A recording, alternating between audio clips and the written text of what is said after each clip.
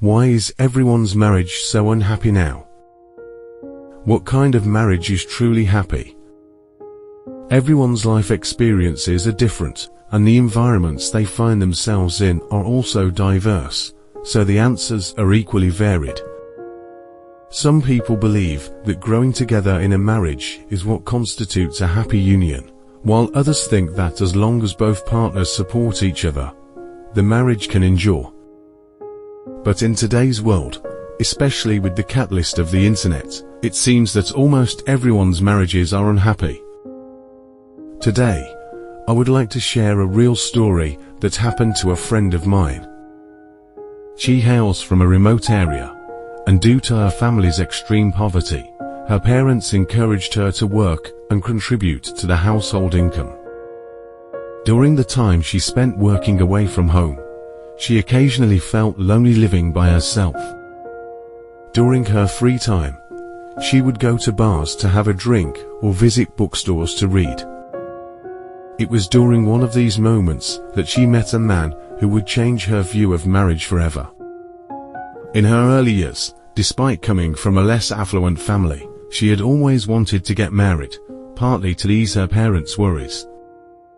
When she met this man, she was instantly infatuated and took the initiative to pursue him. However, this man was not easy to win over, and his aloof demeanor only fueled her attraction.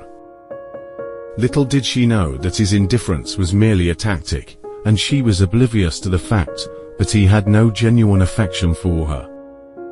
Despite their interactions, the man remained enigmatic. After a period of pursuit, they finally got together. At that time, the girl didn't know that the man's only desire to get married was to have a child, treating her as a tool for procreation. After their marriage, her in-laws' attitude towards her became lukewarm, but she didn't mind as long as she could live with her husband. When she became pregnant with their first child, her family's attitude towards her immediately changed, showing increased affection. This indicated their ulterior motives.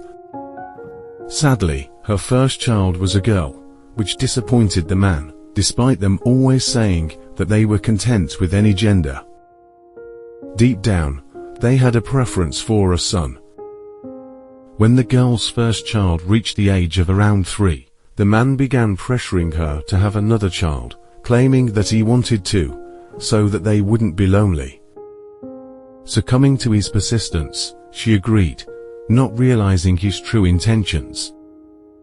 4 months into her second pregnancy, the man took her to the hospital for an ultrasound, only to be told that the chances of having another girl were high. He insisted that she abort the child, which she vehemently refused to do. His family, one after the other, joined the campaign to convince her. Her child was her flesh and blood, and the baby was already 4 months old. Aborting it would be akin to murder and would harm her physically. Feeling betrayed by the man's family, she finally understood that the man never truly loved her and only wanted her as a means of reproduction. After giving birth to their second child, she decided to divorce him. She believed that perhaps there had been no real love between them, and their days together were outweighed by a son. She was grateful that she had recognized the man's true nature early on, enabling her to escape her predicament. As she confided in us, we were quick to criticize the man, yet some of us felt troubled. Why were so many marriages facing difficulties nowadays? It seemed as though there was no marriage to commend in our midst, and nobody seemed to experience happiness in their marriages. However, it's not that there are no happy marriages, it's just that a happy marriage requires both parties to work together diligently to maintain it. In my opinion, a successful and happy marriage demands immense effort and commitment from both partners.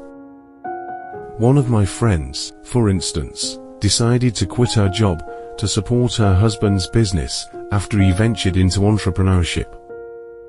She didn't have a background in business, having previously worked in administration, But for the sake of her husband, she put in tireless efforts to learn and became the driving force behind his company. When her husband fell ill, she had to single-handedly manage their child and the company's operations.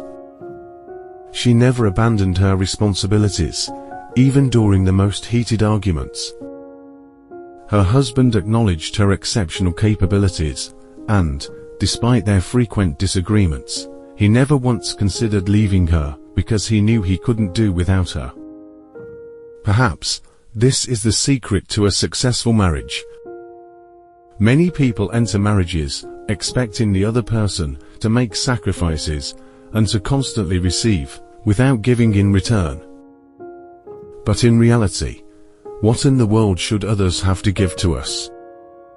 Particularly in marriage, a one-sided relationship, where only one person gives and the other constantly receives, is destined to be short-lived. For a marriage to endure, both parties must invest, cooperate, and build it together.